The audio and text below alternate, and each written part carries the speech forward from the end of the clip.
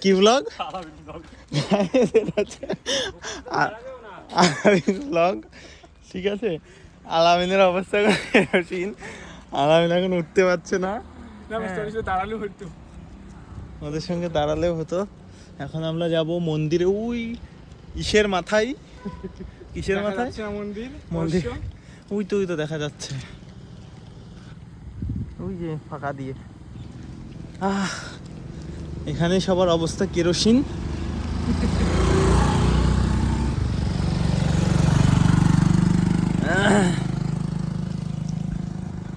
But ভিউটা ভালো, ভাদর।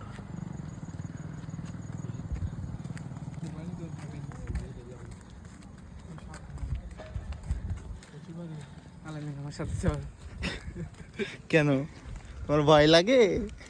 হয়তো তুলে চলে গেল।